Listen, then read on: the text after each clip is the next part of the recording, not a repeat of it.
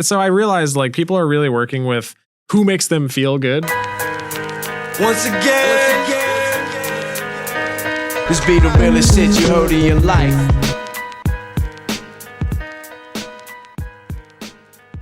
So hello everyone, this is Chris Diaz and this is the Realest Show You Know, where we're pulling back the curtains on the real estate industry and giving you guys an inside look. Today's episode, we have the new generation of real estate agents. And I have three great guests with me today.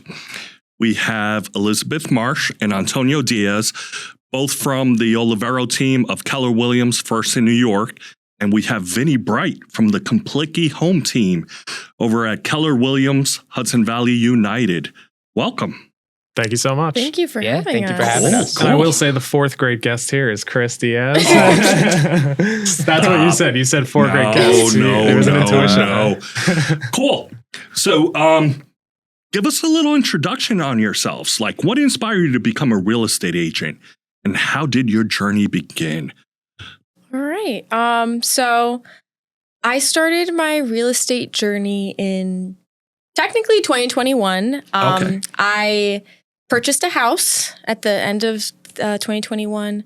And that is what started my Good. So you journey. Experienced it firsthand. Yep. And you're like, hey, like, let me I dive had a so little many deeper. questions. The whole entire time, I'm like, what about this? What about that? They're like, just go to school. I'm like, okay. So I had a full-time job and I was working and doing my school online and got my license. Nice. What about you, Vinny? Yeah, I mean, similar timeline wise, I started kind of looking into everything in 2021. I was managing a cafe and then COVID hit and, the cafe closed down. And then I was looking into investment properties and like how to do that and just kind of really digging into the numbers, being kind of analytical about that. And I was like, well, I want to familiarize myself with the process and understand. And I've also always wanted to be a business owner myself. So kind of like being forced to quit my original job was kind of the push that I needed to kind of, take the plunge. Yeah. I mean, most people started during post-COVID. That's when they got started in real estate. And what about you, Antonio? So my journey in real estate started about 6 months ago, I would say. I was working as your loan officer assistant. And we were newbie. Yeah. And we were working out of the Hudson Valley United, the Middletown Keller Williams office, and just taking part of those meetings, being around all those experienced agents and hearing how they go about their days and how their job goes. It interests me. And so I decided to go get my license. And I've been licensed for about 3 months, working out of the Goshen office with the Olivero team. And so I'm brand new to the game. Excellent. So as the new generation in real estate, how do you feel your approach differs from agents from previous generations? Like as the newbies, right? Like you're hanging out with older. Well, I don't mean older in terms of age, but more veteran, I should say, real estate agents. How is your approach might be a little different from theirs? I would say I feel like more open to different conversations. To change. Go ahead, say it. Like I'm not afraid I'm not afraid to change. Think out of the box. Yeah. Try something different. I like to adapt and I like to find different solutions to things. I've always been that way, so it's hard for me to be like you're not set in your ways yet. That is true. But I mean, I think there's a difference between like systems and setting those up versus like having a mindset where you got it. I feel like there's certain agents in the industry where you kind of get like a pushback or they don't want to help. And yes. And we'll expand on that later. But I kind of get what you're saying. What about you, Vinny? Yeah, I mean, I think that for a lot of years, a lot of people, they use their phone as their CRM. I think that that's like a really big difference in kind of like the now generation is it's like we're starting with systems. You know what I mean? Because there's so many big tech companies now, and there's so many resources at our disposal that, you know, to piggyback off of like not being stuck in your way yet, it's like we have a new way to explore and then eventually get stuck in probably. But it's, you know, it starts off very like kind of software and like resource focused from our generation. So that's kind of, I feel like a different starting place. And I should say, like, in my opinion, it's just not real estate alone. I mean, it's across other industries as well, right? So Salesforce was probably like the big CRM company that went out. And now it seems like every company, every industry, everybody has a customer relationship management tool. Absolutely. So what about you, Antonio? Yeah, I mean, I agree with both what Elizabeth and Vinny said, but more so with what Elizabeth said, the adaptability, I guess. And and also, like you said, it's the fact that we don't have any ways to be set in, that we're just basing it off of where we started. And where we started is already ingrained with technology and social media and things like that. Yeah. So, you know, it's all new to you, right? Where for some folks, you know, it's like, we're used to the old way of doing things. You guys might not necessarily have an old way of doing things, right? Like everything is new. So you're more adaptable or willing to accept, you know, a new process or a new software or whatever it might be. We're like building a foundation on what they're integrating. Cool. You know what I mean? Yeah, so it's like they're integrating this stuff. We're building a foundation on that same stuff. So it's kind of like two different worlds. Like when they changed the MLS, oh my gosh, everything I'd hear, this is awful. It's going to change. It's going to be awful for us. I'm like, I'm not going to lie. I was one of them. I went from 27 to 65 immediately when they changed the MLS. First week where everything was crashing, I was like, they're right. Like this is, God. And then now I'm like, I click through. It's a lot easier process because I like putting listings in and things like that. I'm like, it's a lot smoother for me, but it's a learning thing, dude. Like, okay, where do I find this? It's still there. You have to look for it, though. Yeah. Did you guys face any resistance from others? Maybe because of your age when you started, or, you know, well, I mean, you're the newbies, right? You're the new kids on the block. So did you face any resistance? And if so, how did you handle it? Okay, so I'll start off over here because my answer is pretty simple. No, not so far. So far, all it's been is mentorship and encouragement, and haven't faced any negativity yet. Cool. That is awesome to hear. I love that. Good. He's only 3 months into it, so he hasn't faced the resistance yet. You know, I feel like not necessarily resistance, but when you have your biggest asset, like your house, and you're trusting somebody, a professional, to you know, maximize your equity. This is a huge choice. You're making, it's like financial surgery, you know, like you would get a couple different opinions from doctors. You got to get a couple different opinions from when you're having this, you know, huge, like I said, financial surgery. That's what I call it. But basically, it's you know, it's not necessarily like pushback, but somebody might ask you a question and you've got this bias where you might feel like you're so new. And then when they ask you, well, how long have you been doing this? It almost feels like an attack, but it's genuine inquiry. And, you know, like there's sort of like tactical ways to approach that. Like I was just say, well, feels like I've been doing it forever. And like, you know, stuff like that. But then at the end of the day, just being a local expert and having the numbers and having the analytics to back up the fact that, you know, I've been doing this for 2.5 years, which means that you're my number one client because you're maybe my, you know what I mean? Maybe a handful of like, you know, 12 clients that I have versus like a database of 10,000 somebody's been building for 30 years. Like I'm going to pour all my energy into making sure that you get the best outcome. And here's the facts to back it up. You know, that's a great way to handle it. Yeah. What about you, Elizabeth? I would have to say, like, I don't feel nobody to my face has ever discriminated me on my age or anything. I would say probably behind the scenes or once they get in their car and go home, they're like, probably not going to call her again. I definitely have had, especially when you were starting out. When I was first starting out, I felt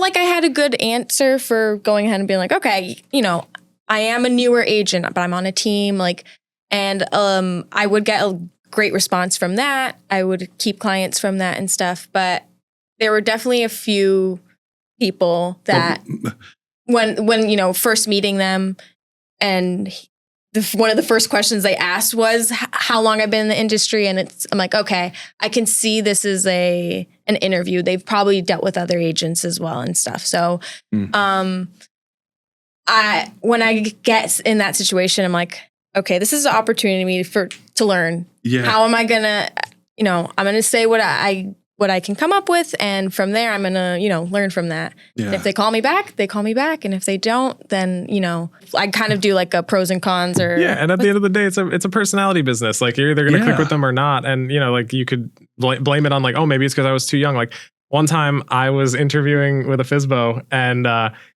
I showed up at the door, and I guess there's a miscommunication. He goes, word for word, you said I could curse. Yeah, man. Word for word, he goes, you told me you were bringing a buyer, and you show up, and you're just some fucking kid. Yeah.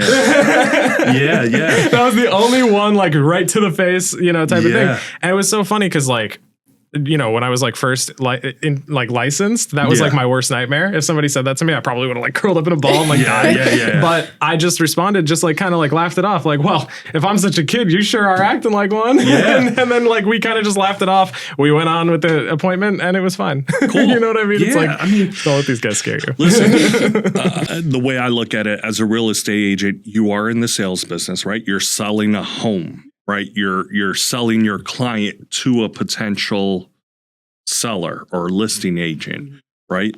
And, you know, the one thing I've learned in my 20 plus years in the banking industry doing business development is you're going to hear no a lot.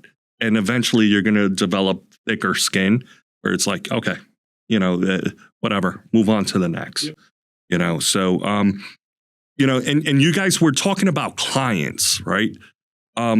So in the real estate industry, you know, for real estate agents, it's a lower barrier to entry to get into the industry. Yes, you have to take a test and you have to take, you know, you have to have the education and be licensed and whatnot. But for the most part, it's a lower barrier to enter the industry than, let's say, a doctor or lawyer, right? With that being said, existing real estate agents, did you ever find that, you know, they acted like gatekeepers where they're like protecting their, like, oh, here's a new competitor, like, and you felt like any kind of pushback from other agents? Yeah. It just goes into scarcity versus abundance mindset. Okay. In my opinion, because what you just described, the same exact thing happened when Zillow really started to take effect. All the realtors were like, oh my God, like, what, you know, what, or not everybody, I guess, but like a lot of people were like, well, what do they need us for now? Like, you know, they could just look at houses themselves. They could go directly to the listing agent. Like, they could for sale by owner. Like, you know, we're getting cut out of the industry. But at the end of the day, the reality is that Zillow actually helps realtors sell more houses. And, you know, we leverage Zillow now that it's like just a commonplace part of our lives. Yeah. So it could be a source of business. Exactly. So everything, if you let have them this, do the work for real, yeah, for real. And, you know, like, let them use their millions of dollars of advertising and marketing and like analytics to, you know, come up with stuff and teach me things. But at the end of the day, if you have that abundance mindset and just know that there's enough deals out there for everybody. If anybody ever gives me that type of energy, I always just wonder if they feel maybe like they don't maybe know where their next listing is going to come from. So they feel like scared. Yeah. And like, that's like, I feel the need to maybe like collaborate versus, you know, try to, like you said, gatekeep. Yeah. Yeah. And absolutely. Yeah. I mean, I think of myself. So I worked in the banking industry for 20 plus years. And when I decided, okay, well, you know, let me go back to doing what I love, which is focusing on real estate. I got a lot of pushback from, I joined a company with other loan officers and whatnot, and I got a lot of pushback and resistance from existing loan officers who felt the same way. It's like, here's a competitor, somebody else I got to compete with. And I have, you know, there were a couple of younger guys who kind of like took me under their wing and they're like, no, man, you're one of us. Like, and we've developed friendships where we've I've left, they left the company. We all work in different companies and we run scenarios by each other all the time. It's like, hey, what do you think of this? Like, how should I structure this deal? What would you do? And it's great. It's great. You develop partnerships and, I think that's really cool. Yeah, yeah. Antonio, what was something that surprised you about the industry before you joined that maybe you didn't realize was there? How much on your own that you are.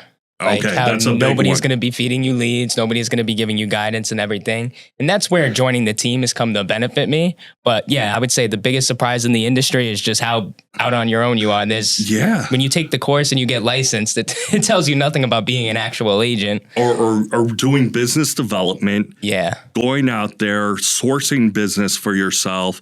Yeah, and that's why, besides the low barriers to entry, there are a lot of I would say a whole lot of agents like yourselves who maybe joined during COVID and whatnot, when deals were falling out of the sky and there were tons of deals and now there isn't. And a lot of those people left because they thought like, hey, my broker is going to feed me deals, right? And no, you got to go out there and you got to hustle and you got to work and you got to stay on top of changes in the industry. You always have to be educating yourself, gaining knowledge on the industry, and and sourcing your own business. So that's cool. What about you guys? Anything that might have surprised you that you didn't think about when you joined? No, not really. You kind of like expected it. You're like everything I expected. No, definitely not. For me, it was like just kind of what you were saying about how like you're kind of like on your own, so to speak. It's like also, if you were signing up for a tech sales position, you're doing sales. It's like a contact game. It's a numbers game. It's like contact sport, whatever. And like that's sort of, I guess. I feel like that could get, because it's a sales position, you know what I mean? And at the end of the day, it gets lost in the weeds sometimes, because you're a real estate salesperson. That's what it says on your license. Yeah. But it can sometimes feel like such a lifestyle, like sort of job where it's like, there's all these HGTVs and like all these things out there that like, you feel like, you could just be like kind of a social person and just have these deals just falling in your lap. And it really depends on, especially for newer people with the median age of home buyers, first time home buyers creeping up and up, the younger you are, the less people that are your contemporaries are buying and selling homes. So, you need to do lead gen. You need to do like, you have to build a pipeline of buyers and sellers. Yeah. If you don't have access to that already. Yeah. I feel like when I first joined, there was so many avenues to go to. And like the first month, I'm like, oh my God, overwhelmed. I'm like, oh, there's so many things. And being able to like focus on what, like, I'm an independent contractor. I can build my business the way I like and what I'm good at but keep growing from that. So being able to go ahead and figure out how I want to run my business and different things that I'm really good at, I can go ahead and get business through that. Yeah, I completely agree. I mean, I just think back when I joined the industry, you have so much information flying at you all at the same time. So many things, so many tools that you want to leverage. And honestly, you just got to pick and that's what surprised me is like, I wanted it all. I'm like, I want to do everything. I want to do it all. I will never, not work with a client. I'm going to take all clients. I'm going to take everything that comes my way. And you just get overwhelmed. Recipe for burnout. Yeah. Exactly. I did the same thing, Chris. Same thing. And you're going to get overwhelmed. And that's when you have to pick and choose. Like, I find value in this, maybe not so much in that.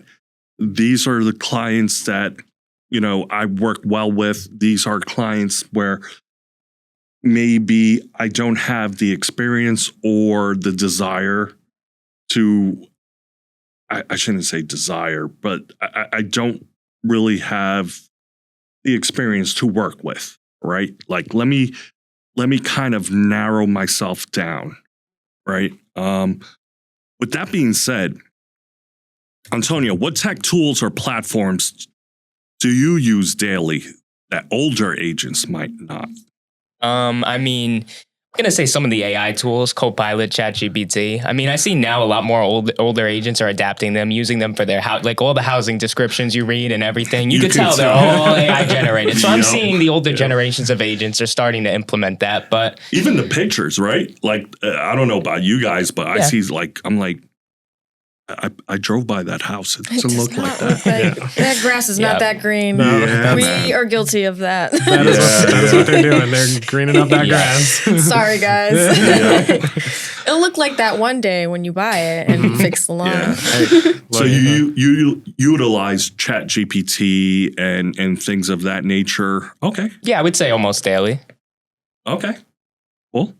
And what about you guys? Any tech tools or platforms or? I'm like so in my CRM now. Like it wasn't that way at first, but I got so overwhelmed trying to run a business off of like a cell phone and like my previous text messages and in my like contacts, adding contacts. I've got like 10,000 contacts. It's ridiculous. So just like working so exclusively through the CRM because it kind of ties into another thing about like our generation is that we're so tied to our phones that like it's such a big part of our world that it's hard to have work-life balance, which I don't want to jump the gun. That's probably in the stack of questions somewhere too. But the work-life balance is hard to have when your whole world is work. It's like you never go home from work when you're on your phone all day. So like that separation for using the CRM is I'm in there. So inside look on Vinny, you know, when we talked about like scheduling you, scheduling this podcast, right? You're like, hey, look, I can do it on this time and this time because you're time blocking. You're like, look, from 9 to 12, I am doing lead gen. You know, I'm available afterwards, or, you know, so really time blocking, which isn't a tech tool or a platform, but it's a system, right? That you're utilizing for yourself. What about you, Elizabeth? What are you big on? ChatGPT I'm huge on Canva. Canva. Oh, that's a real estate agent's friend. It's my best friend. Cool. I'm always on that thing. It does so much too. Everything. Like, forget about even real estate. I make logos and things. I'm like, it's fun. We're not going to sell it too much until we get a sponsorship from Canva. No free ads. No free ads. Go ahead. Not for nothing. Canva has collaborated with Keller Williams, so it's coming soon. Okay, that helps. For all our Keller Williams agents out there, it's coming soon. Yeah, but contact me to find out how to. If you want Canva with your CRM, there you go. Call us. Yep. So, but yeah. So cool. I mean, it sounds like you guys are going to be early adopters when, you know, Canva as part of that collaboration with Keller Williams. But yeah, I mean, you don't, it doesn't matter, your EXP, your whoever, you know, everybody utilizes Canva and it's great. It's great. You know, before Canva was like, I'll just use it for kind of logo design but you could do flyers, you could do social media posts, even video. I don't know about you guys, but I played around briefly, you know, doing video. CapCut. I don't know if you guys have used CapCut. I thought CapCut was pretty cool. Yeah. And then, so we talked CRM, we talked about Canva, CapCut. Anything else I'm missing? Can I open my phone real quick? Yeah, go right ahead. Dot loop. Yeah, Dot loop. I had to switch to DocuSign, and it's you switched to DocuSign. I had to. Why? No, you can. Well, yeah, I'd have to pay for it though. So that's true. But like, it's like dot loop is awesome, and then like, I mean, it's pretty basic, but like something that everybody just uses and doesn't even think about. It's not like a program that you download it, but the Google Suite, you know, just everything integrated. Like you've got like, you know, Excel spreadsheets, you've got everything in this Google Suite that is now like cloud-based and shared with everybody on the team. You can collaborate with people. I mean, like that's I'm a little old school. right? So I'm not part of the new generation, if you will. You sent me a Google Calendar invite link for this thing. What are you talking about? But I use Microsoft Office a lot. Okay. I'm old on Excel sheets. Yes, I have a CRM, but believe it or not, I'm not part of the new generation, and I might become an earlier adopter. But I really have all my past deals, all my past clients. I have spreadsheets. Gotcha. So I know, like, hey, this customer, their contact info, when they close, what rate they closed at, their address. And yeah, for me, that works. So, I mean, really, it's utilizing everything that works for you.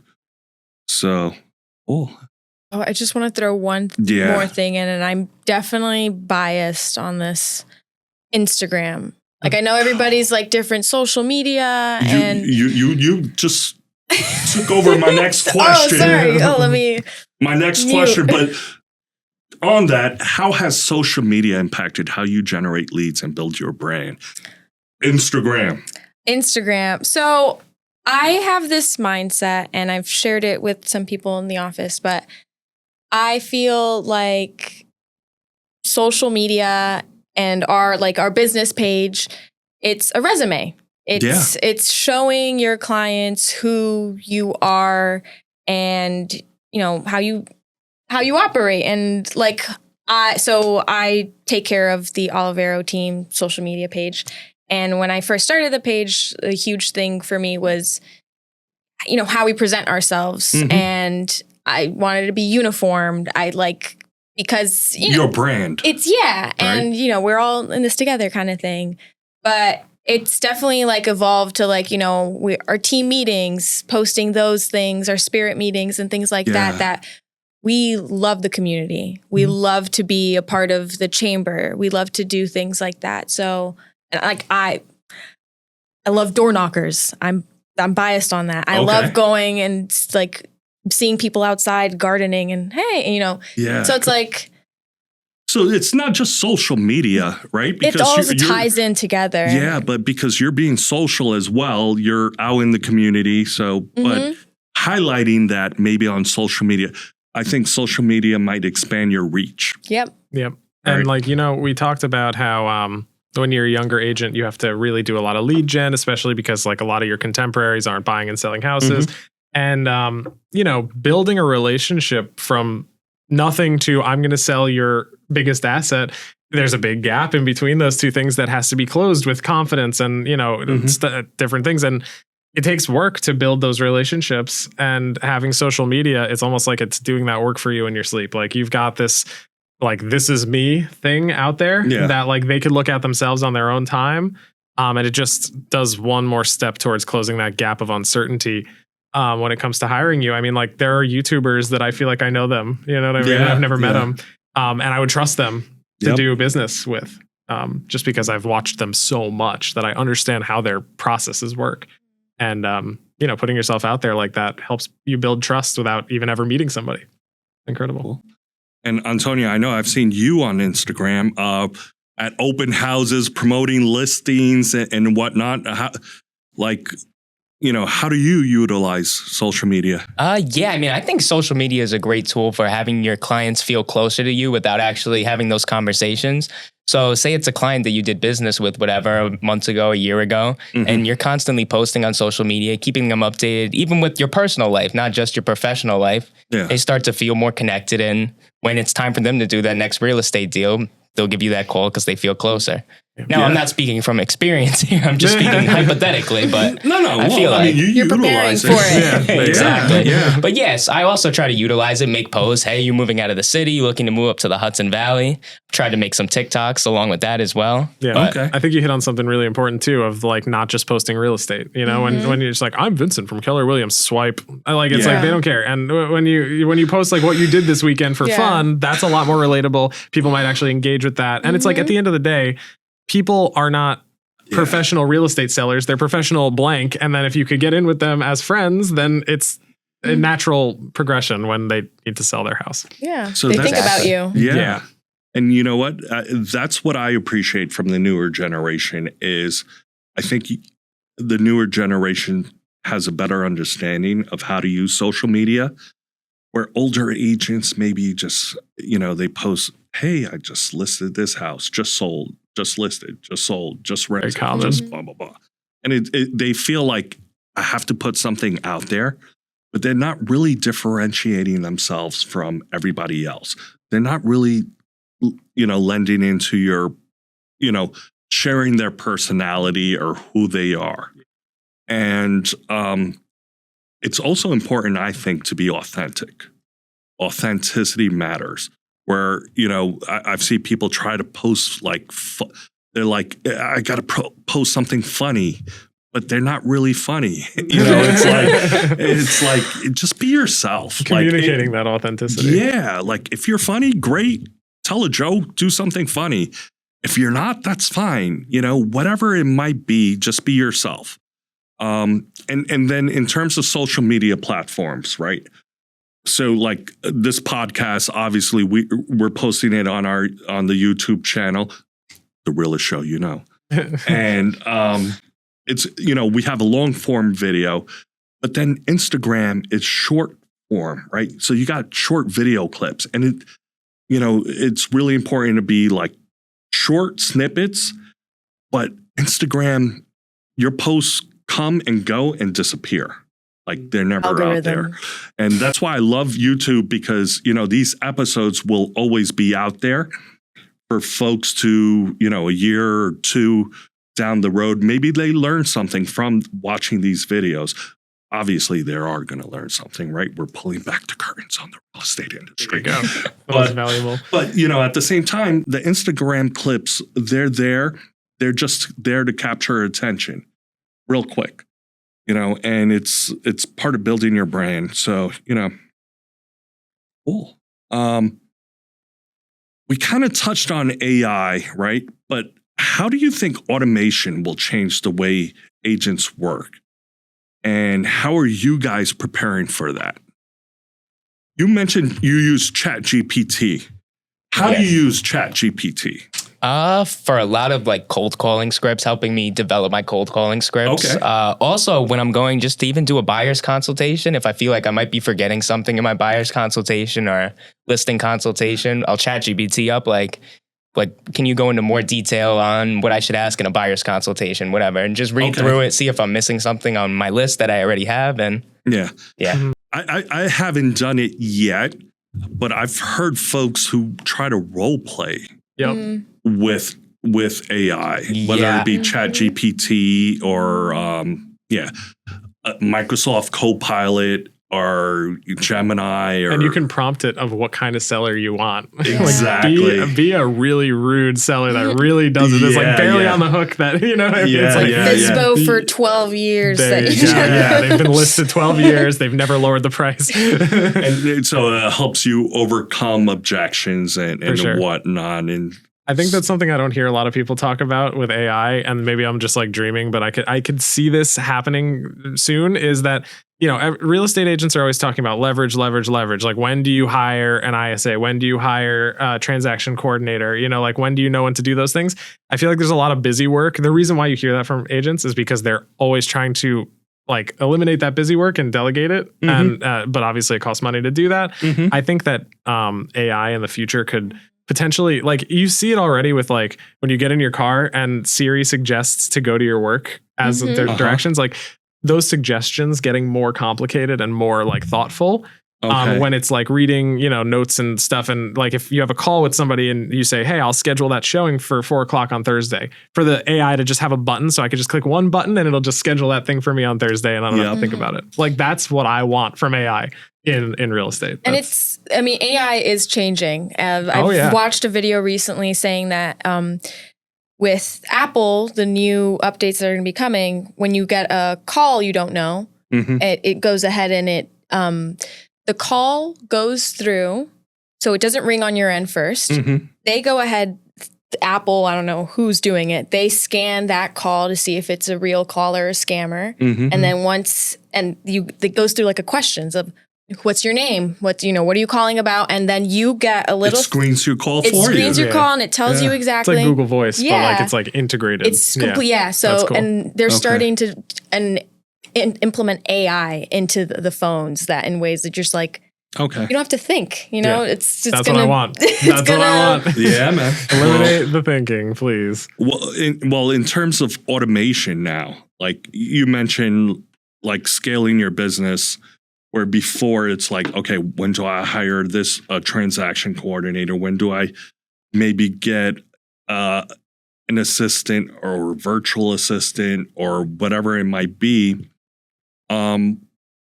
What automation are you currently using, and what would you like to see in the future? Well, the CRM integrates AI a lot. Okay. You know, so like you can set up all these different things. And like one of the new features on our CRM is like you can click a button and just it will read all the notes and all the stuff from that lead, and it will generate a message for them that's relevant based on your last conversations. So cool.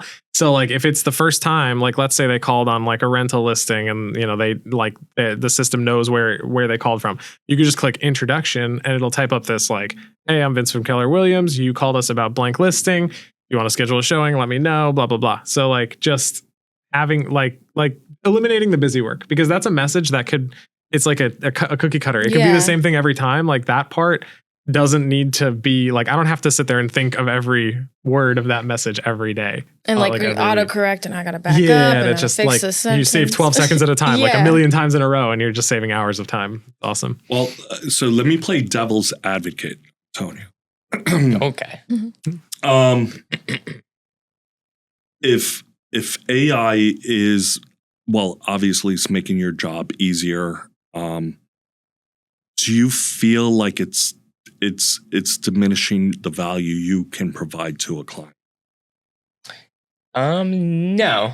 I would say because the value that we bring to a client is also the personalized experience, that the personal relationship you build, and being able to communicate on a personal, emotional level with people that AI can't do. Because so when somebody is distressed, say their house is going to be foreclosed or whatever, that communication that you could have with them on a personal, emotional, again, to repeat myself, level is what AI can't do. So I don't feel like you're going to be replaced to that extent. Now, a lot of the other things that agents do and stuff, I'm sure that could be replaced by AI, but.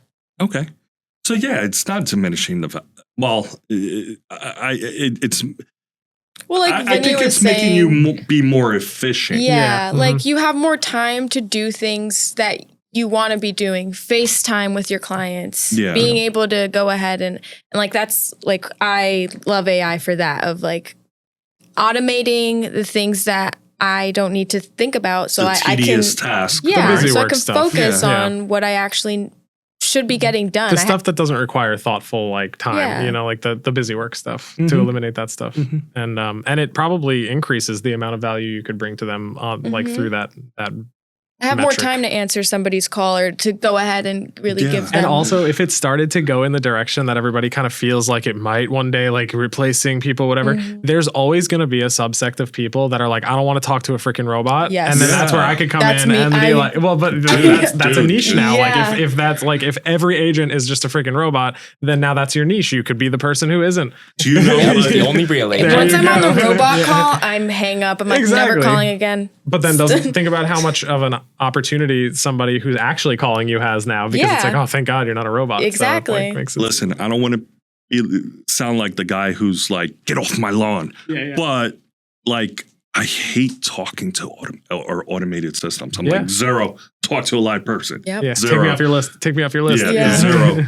I want to talk to, I just rather,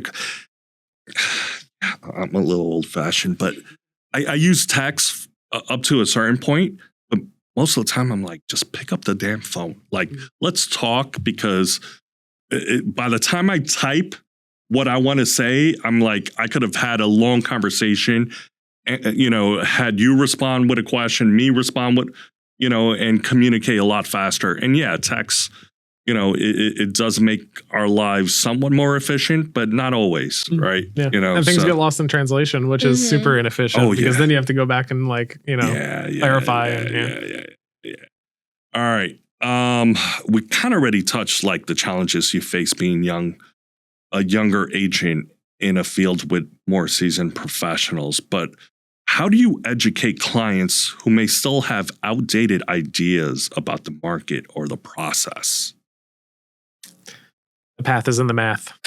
At the end of the day, it's like, emotions can be anything. They can be, you can feel like your house is overpriced. You can feel like your house is underpriced. It doesn't matter what you feel. It's just about what the market is suggesting and what the trends are suggesting. And the outcomes will, everything will come out in the wash at the end of the day. You know what I mean? And it's like, we can hope for things. But I don't know if any of you guys feel this way, but I think folks rely too much on the media and what they're hearing from the media. And I think some of that information is so delayed. This just like with the new laws with NAR, with NAR and the commission and everything, I've had a lot of different conversations and, we have to pay. Now we're buyers. We have to pay your commission. Like, how is this going to work? Where'd you hear that from? It's like, and you got to educate them. And it's like, the courts say you don't deserve a commission. Yeah. Like, okay. So is that what they said? What am I doing? Is that what they really you have said? To work for free. Yeah. Do you like working for free? Yeah. So, Okay. Yeah, I think that lawsuit actually gave us a lot of opportunities to just like be, just have that conversation about transparency, because at the end of the day, nothing really actually changed. It's still just as negotiable as it always was. But now the conversation, is able to happen. It gets ahead of any uncertainty. Yeah. Or my neighbor down the street sold his house last year for $1 gazillion. And he only paid 1%. And he sold it in 2 days. Yeah. And what do you mean you want me to list it for $500,000? Yeah. I'm like, during that market, there was 24% less inventory. Things change, And there's so many different factors of like, your house isn't the same. Yeah. The condition, like you can't expect the same things because... And also, the media doesn't have a fiduciary obligation to you. They make money by getting people to engage and to be like interested and to watch more. And that doesn't necessarily coincide with just delivering you the best, most transparent and clear information. Yeah. I mean, yes. And I hate to say it, and I'm not here to poo-poo the media, but sometimes there's a lot of misinformation out there that they're reporting on. We kind of talked about it a few weeks ago. So there was a podcast by a large media outlet that gave a lot of misinformation. And it was, I always thought it was a reliable source. And now I'm like questioning everything I hear from them. And I hear it even, watching CNBC and Bloomberg. And Bloomberg is actually really good. But, sometimes you get like they're talking about rates or, like mortgage rates. And they're like, the Fed cut rates and mortgage rates are going to come down. Yeah, there's not a direct correlation between the Fed fund rate and mortgage rates. And it's like mortgage rates are based on, the bond market, mortgage-backed securities. It's a little different. Yes, there's not a direct correlation and blah, blah, blah, blah. Or I hear the Fed is cutting rates, so mortgage rates are going to drop next week, right, Chris? Not necessarily. And Maybe. if they did, would that really be a good thing for you? What's changing? Yeah. Yep. So cool. Mentorship, right? So I find it interesting. I have 3 younger, new generation real estate agents. You're all part of teams.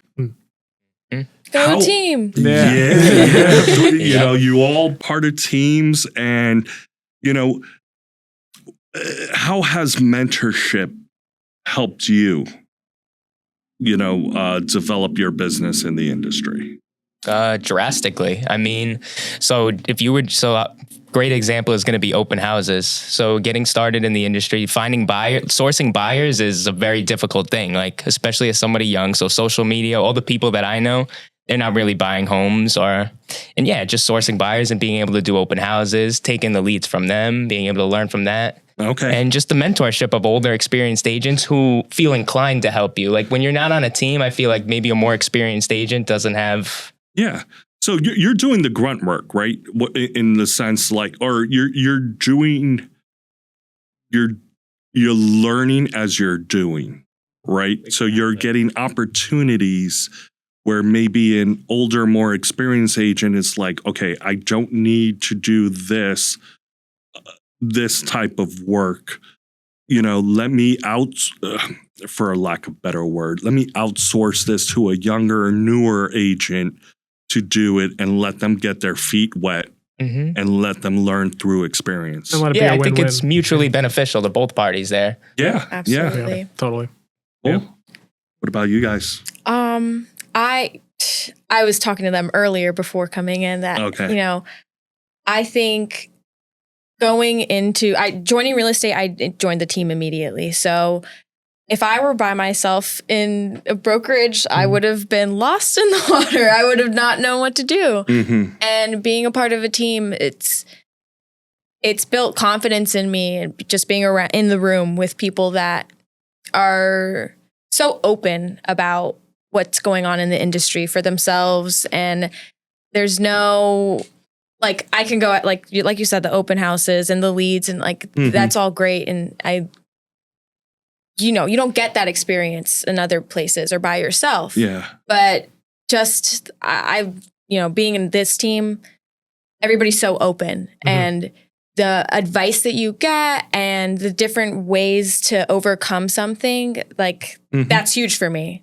I'm I love to come up with different solutions. So to be in a room with people and bounce off of ideas off of each other, it boosts me up. It makes me feel good. I mean, it's phenomenal because, I think, for you guys, it's just being able to ask questions, right? So we talked briefly, like maybe some older, more seasoned agents or like the gatekeepers of the industry is like, we're not going to try to keep everybody out because, that's more business for me, and then you have others who are like, no, I went through it myself, right? I talked about myself, right? When, I joined the mortgage industry when I left retail banking and joined the mortgage broker world, there were those who were like, no, like we're gatekeepers. We're trying to keep you out. And then you have others who are like, no, come on in. Like, ask me questions. I know what it's like, right? So it's almost like passing, I don't want to say passing the baton, but it's almost like I know what it's like to be in your footsteps. And I always promise myself, like, hey, if I was in your shoes, if I'm ever in somebody else's shoes, I'm going to respond how I wanted to be treated, so. Oh, cool. So, we talked a little bit about AI, social media and whatnot. What's your strategy for standing out in a crowded market?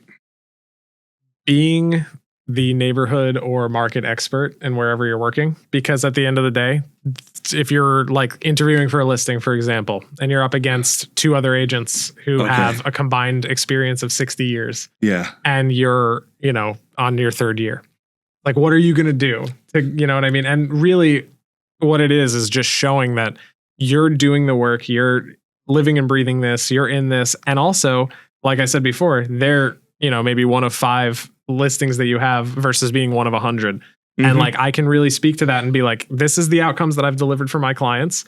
Like, you're part of my real estate journey and I'm doing a great job for my clients so that I will be the person one day with 100 listings. But right now you get the demo version of me, which, you get all my attention and, I'm going to do a great job for you. Like I did for my other clients, So almost being hyper localized, would you say, like, and understanding that local market. Yeah. Really being focused on a community, and I know Elizabeth mentioned, being involved in the community and using social media and being out and active and stuff like that. Do you see that as well, Antonio? Or? Yeah, of course. Okay. I agree. Yeah. Cool. And so a buzzword, I've seen in the real estate industry for a while now. It's been several years. And, the way I kind of look at the real estate, it's almost like you have the herd, right? Where the herd follows this and everybody's doing this. And, So the buzzword is branding, personal branding. Everybody wants to create their own personal brand. They might not even understand what it is, right? So some folks might be like, branding is my logo. Okay, I got a logo. Great, I'm branded, Done. and whatnot. How important is personal branding for a real estate agent, do you feel? And what does that mean to you, your personal brand? Well, it's extremely important because you're building relationships and talking to people every single day and communicating with people every single day, and you want to have something to present to them to inspire confidence, and showing this personal brand is something that they can identify with, and that's something that they can latch onto and feel almost this like reciprocal, like they want to work with you, like they want to work with your brand. Almost like an emotional connection. Yeah, like I realized the other day I was cleaning out, just doing like some like spring, summer, I guess now cleaning, and I was throwing out all my old boxes for all my old Apple products, and I was like, why do I have all these? And it's because they seem really high quality and they seem nice, so I don't want to throw them away. Yeah. And I feel like everybody has a stash of Apple boxes that are all empty and they're nice, and I'm not going to keep anything in them, but they're just nice, and I feel weird throwing them away. And it's because there's this brand that has like created this sense of like, I don't know, like luxury or something. Like, I don't want to throw this nice thing away. It's just a box. You know what I mean? I mean, it doesn't even You're not putting it back in there. Yeah. And it's like, it makes, people like have sort of identify with that brand. It doesn't necessarily have to be even a luxury item. Kind of what and I'm sorry for answering my own question, but what I kind of think of brand is that emotional connection, right? It's like, if you see a logo, you see whatever, like, what do you identify with it? It doesn't have to be high end. It doesn't have to be, here's whatever, a Chanel logo, a Gucci logo, or whatever it might be. It's whatever, when I was a kid, it was like a Phillies box, Philly blunt box, cigar box. Like, hey, I that's where we threw all our change and everything. Use the box. You feel an emotional connection to whatever it might be. There's some folks who just buy Toyotas. Like, they're like, Toyotas are, they automatically see the logo and they think, okay, reliability. These cars are well built. They're going to be, it's just your emotional connection. And the same thing with the real estate agent, right? So, you might see one logo and one real estate agent, and automatically you think luxury, right? Luxury properties. You see another, you think, okay, that's the number one source for rentals. That's who I'm going to go for rentals. Or you see someone and you're like, oh, that's the commercial agent, right? That's the person who deals with commercial properties and things of that nature. Or this is a person who utilizes AI or social media or whatever it might be. Hey, this is the old school agent who's, I know exactly what I'm going to get with them. And I know I can always pick up the phone, reach them, and, so I don't know. And that's also another benefit towards being a part of Keller Williams, as such a well-known brokerage and everything. And when you think of real estate, Keller Williams pops to the front of most people's minds. There's like a built-in brand already. Yeah. Okay, so you three as Keller Williams, you're strong. You feel a strong connection to your brand. That's interesting. We'll have, we've had agents from Howard Hanna Rand. We've had EXP. We've had other agents from other brokerages. That kind of that brings me to a question: like, how do you feel more connected to the broker's brand, or do you feel like you need to develop your own? Well, definitely develop my own, right? So currently, if I'm 100% candid. Yeah, listen. Let's be honest. Is the realest show. So this has been something I've been thinking about a lot of my personal branding, because I only really focus on the Olivero team social media. The team, right? You're part of a team. Yeah. So I have my own personal business page. I just haven't cared enough of it. Like, I'm like, I just focus on, we have a big following on the Olivero team. Yeah. So I'm like, I want to get that growing. And that's been my goal. But since that's been my goal, I've just neglected mine, personal. Well, I mean, as a newer agent, I understand, like, it makes sense, right? I'm going to phrase this wrong, but ride on the coattails of maybe your brokerage or being part of a team until you can develop your own following and your own clients. And that's the purpose of a team. You know, I think it's the purpose of the team, or what it should be, is where you're getting mentorship. If I was a team leader, it's like, let me develop this agent where eventually I know they're going to go off on their own, but I'm going to invest in them and I'm going to help develop them.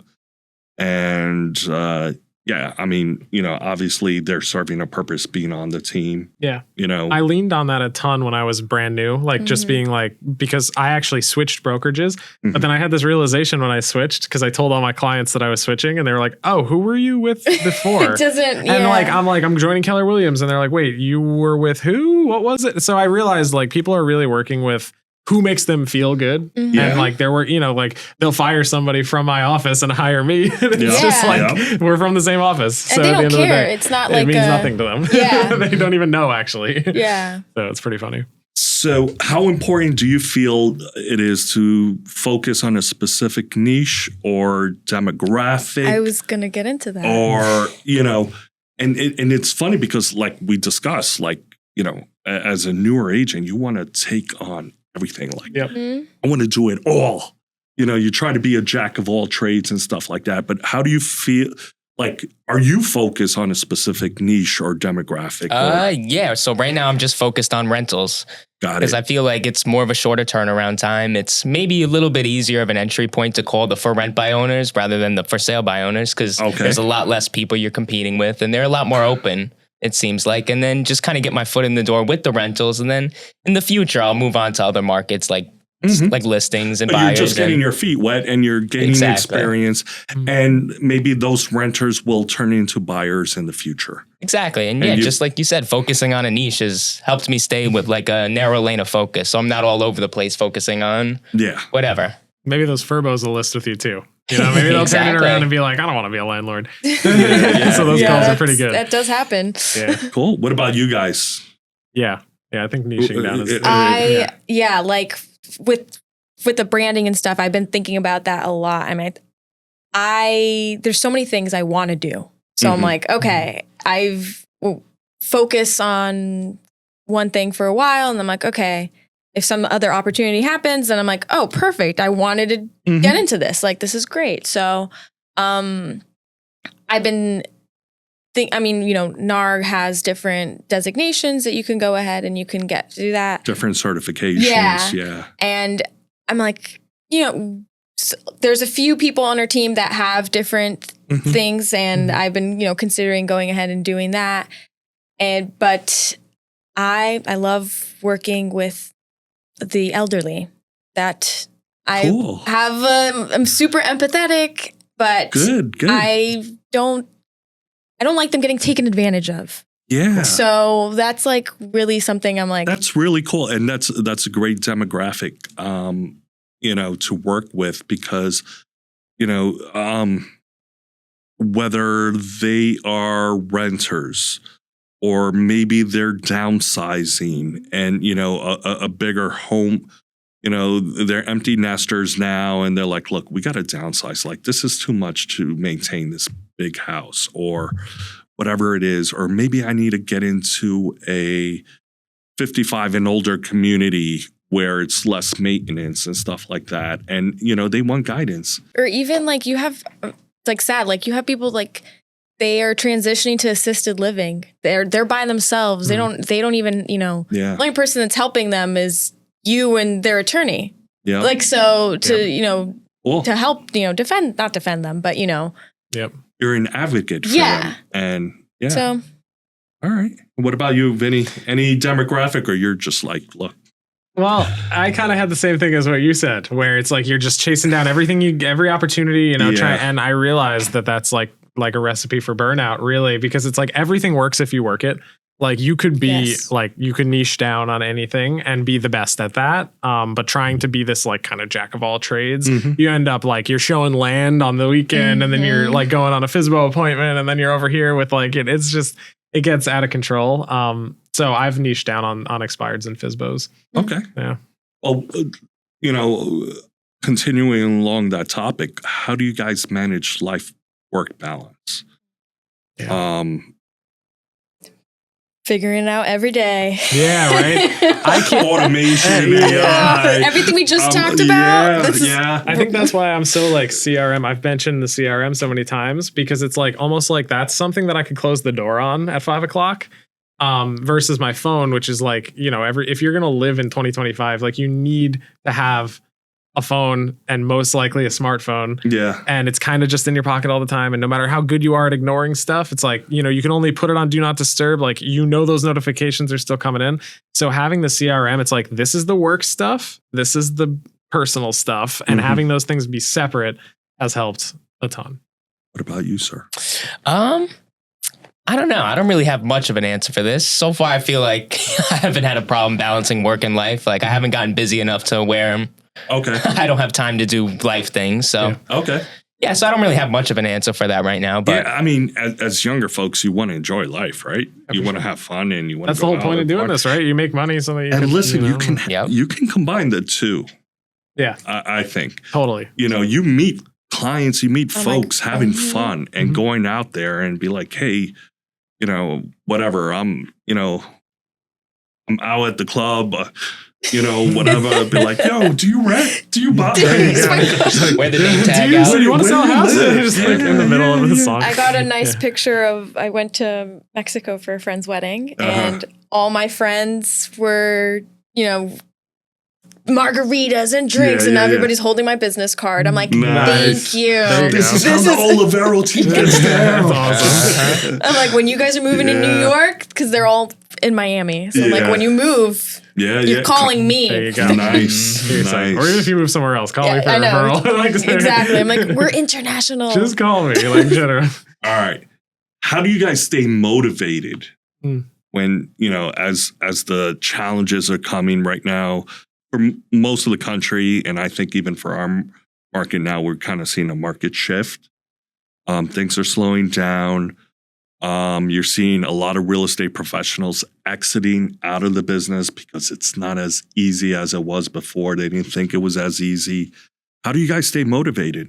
Well, when things slow down, real estate is a lagging indicator. So, or everything in real estate has lagging indicators. So when business slows down, that's an indication that you slowed down like 3 months ago. Yeah. And to be like vulnerable for a second, I've gone through this cycle a couple times now in my couple of years of selling real estate where it's like you do the like money generating activities, like the prospecting or whatever, and it starts to pick up some steam. And then you end up with too many things on your plate to do the money generating activities. And then you're focused so much on doing all these other things. You feel so busy. And then all of a sudden things feel really slow because you weren't doing the money generating activities, beating the top of the funnel. Yeah. And then you end up, then things slow down. When things slow down now, instead of losing motivation, I just look at it as, why did that happen? And you can usually figure it out pretty quick and just trying to see in the future and make sure that it doesn't happen in 3 months. Like if you feel overwhelmed now, don't let the top of the funnel stuff fall off because then 3 months from now, you're going to feel like everything just fell to a halt. I don't know about you guys, but one of the friggin' things I hate the most is when people say, I'm so busy. These are the same people who will bitch when things aren't busy and they're like, damn, things are slow. It's like busy is good. Like, and always stay busy. Because when things slow down and you take your foot off the pedal, then it's going to take a while to build up traction again, right? So just keeping steady pace, and dude, I'll never friggin' complain when I'm busy. I'm like send me deals out there, folks. Send me deals. I'll finance your homes. I'll help you find real estate. Busy is good. And it's like you work for yourself. I remember being 16 years old working at Dunkin' Donuts. Yeah. And like 10 orders come in. And dude, I could tell you right now, I would have loved to just, when those 10 orders came in, just be like, peace out and just walk out the back door and say, see you later. real estate agents have the opportunity to make that decision every time, every day when they wake up, because you don't have some like manager that's going to be like, where did you go? You know what I mean? Yeah. So like it can be like learning how to self motivate and continue feeding that top of the funnel while you have things going on is something that nobody warns you for. Nobody warns you about. You know how I stay motivated is I worked in the banking industry for 20 plus years. I was a manager for 15 years. And what I did in the past, I realize now I'm like, I have the greatest job in the world, the greatest job where I'm not managing people. I'm working directly with clients and I'm helping people. I'm like delivering value to them, but I'm just helping and guiding them. I'm doing everything I love. And that's how I stay motivated. I'm like, I remember when, I used to,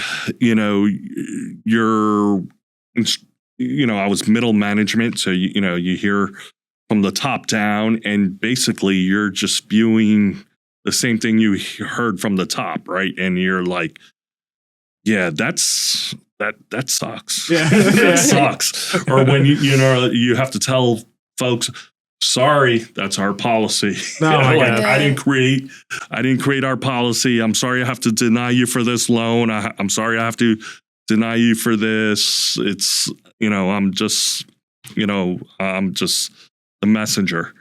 What I love about this industry is you control so much of what you do. And that's how I'm like, yeah, things are slow. It just means I have to work harder. And,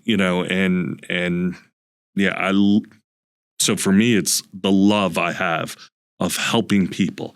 And honestly, nothing feels better than when you can help, folks find a home or find a house or help them finance, something where they were turned down before, or people couldn't be bothered with them, people didn't take the time to give them proper advice, or people just saw them as a transaction, and helping people is what motivates me. So cool. Last question. Well, 2 questions. What trends are you seeing with millennial and Gen Z buyers that others might be overlooking? So younger buyers, right? So we talked about seasoned agents who might be set in their ways. Do you feel you relate better to younger buyers? And if so, how? Or renters, or, I feel like younger buyers, or sellers. I hear something very common from younger buyers is that they want multiple acres. And I always ask why. And it's because they want privacy and they want Airbnb. They want something that they could Airbnb, and they want to like have like this kind of investment minded way of thinking about it. And like, I think that's interesting and cool and something to consider. Interesting. And so looking at more than a roof over my head, but how can this be a good investment for me? And a lot of times they want 5 acres. And I always ask, what are you going to get out of 5 acres? Like, what will 5 acres bring you? And they always say privacy. And then I always tell them, well, what if we had a 5 acre lot that was this narrow and went back for a mile versus a half an acre lot where you've got the whole corner lot to yourself? You know what I mean? And no neighbors. And yes. And then that opens up their search a whole lot. But like, it's like a common mindset of like, I want an A-frame in the middle of a 5 acre lot in total tranquility that I could Airbnb. That's true. It's like very common, 100%. Okay. Yeah. Cool. From my younger people, I've actually seen some skepticism. Okay. So much more so also that I'm a younger age and I'm the same age as them. I went to school with them. Maybe they're skeptical. They think that they're being ripped off in some way. They also hear a lot of headlines. I've heard from younger people that they think they're being priced out of being able to buy a house. Yep. And that whatever. And So many of my friends, when I talk to them about, I'm the first one to buy a house. So they're like, I'm not even thinking about that for the next 5 years. Yeah. That was 3 years ago. So I'm like, like it's a crazy... Someone said to me the other day, they were like, well, I can't afford 30% of $700,000, so I can't buy a house. Like, you don't need that. Wait a minute, where did you get that from? Yeah. First of all, 30%. Like, I mean, like, ask Chris. I don't think that's going to be necessary. So like you don't know until you know. Like I Exactly. didn't know like we could And buy a house until limiting beliefs Yeah. will stop you. Like you'll want something, but then like kind of just limit yourself just based on your own mentality when you could literally get it. or your family too. We see that a lot of family interjecting in a deal or something, Yeah. and that Oh, complete yeah. deal There's- out the window. There's memes forever about dads showing up to Yeah. home inspections. You know what I mean? my It's just Uncle them, Jim, like, ruining- Yep. you know, Yeah. my Uncle Jim bought a house in, you know, back in Nam. And you know, at one time he was an $60,000. assistant. He was a plumber's And apprentice. There was no attorneys. It was a handshake. It was beautiful. Spit in the hand, rape, yeah. blood pact. I don't know. There you go. Yes. Cool. So, listen, I could talk to you guys for hours and hours and hours, but you know, for the sake of brevity, where do you guys get your market information from? Like, where do you get your knowledge from, other than mentorship and whatnot? Like, I get mine from Tracy. She's on our team. She does all of our. you she does go. everything. She's the best, There you and she go. does all of our. I mean, and you know, every Tuesday and Thursday she does a rundown. But Tracy gets the numbers from Fast Stats on the MLS and all of that, and just Cool. looking at the median and not the average. You could look at the average too, but like contextualizing the numbers. so data is important for your Very team. much, yeah. Okay. Yeah, so You're much. data driven. So Great, much, great. And then I know for you guys, other than The WhatsApp. Mr. Olivero Yeah. himself, That yeah. and Elizabeth as well is a great source of Oh, market information for Thank you. for your team. Where do you guys get info from? Like, what are your sources? I love the emails from HGAR Okay, and from NAR. okay, They're quick that I open it, and if there's something that catches my eye, It's like a hot sheet. yeah. Yeah. I'm like, these are topics that have come up in our conversations in the office. So certain things I'm like, if I notice it's being talked about a lot more, or I'm like, you start to see a trend of like, Mhm. okay, we are talking about rentals a lot. And some, like, I've been hearing it now that people are coming from the city. They're asking about the commissions with the rentals because it's changed in the city. So it's like keeping on Correct. top of that and being able to respond. And, you know, we're not the same as the city. We're in a completely different yeah, ballpark. So Yeah, so I get mine from when I hear about just trending topics come up in the office or WhatsApp. Whenever you guys post links to articles or topics that you hear misinformation about, I go and I just research it myself, and I'll just read articles about those topics, and that's where I tend to That's get most good. of my That's information good. from. yeah. Researching topics and just not listening, trying to get other sides of the story as Exactly, well. different Yeah. can I perspectives add about each story. something? Yeah. This is so out of, I don't know, Reddit. Hmm. I love getting real estate information from Reddit because it's from everybody. Exactly. So it's- not. But then, don't you feel like you have to filter it? So I don't have to. I go through each one and they Yeah. already are filtered. You have a real estate agent, you have attorneys, you have Mm-hmm. everybody in the industry, everybody that has had a bad experience, Yeah. like everything. And I'm That's just like, cool. The process of discerning that information is like very informational in and of itself. yeah, you know, I feel like I educational. learned so much about like what we're dealing with, the Yeah. mindset of buyers, the mindsets of sell. Because I saw some Yeah. like, and you get all these stories, and it's like that's exactly why somebody needs a good Yeah. real estate agent, Yeah. so that you don't get somebody that's like, Misinformation. yeah. Okay. Cool. Last question. How can the audience get in touch with you guys if they want to work with you directly? Your social media posts, contact info. Let's start with you. All right, Antonio G. Diaz 101 on Instagram, and you could just give me a text or a call at 845-645-9419. Beautiful. Cool. I'm Vincent Bright. I'm VBright Realty on Instagram. I am vbrightrealty@gmail.com. Yeah. Keeping everything kind of the same. Except, you know. If I can interject, I got a logo for you. You got to have a light bulb. Gotta have it. You got to have a light You know, bulb. it's hilarious that you It's- say that because I went on Fiverr and I hired a guy to make my logo, and one of his logos that he Was a sent light me included a freaking light bulb. So yeah, then Yeah. 845-957-8113, Kaplicki Home Team. Cool. The bright Yes. man. Hell yeah. All right. My Instagram is EAV Real Estate. Email elizabethmarsh@kw.com. And you can reach me at 786-797-5202. Excellent. Thank you for appearing. And, you know, I think the audience got a lot of good information, especially folks who might be interested in, you know, joining the industry. Thank you for sharing your perspectives. Thank you very much, audience. And until the next episode, this is the realest show you know. Have a good one. Once again,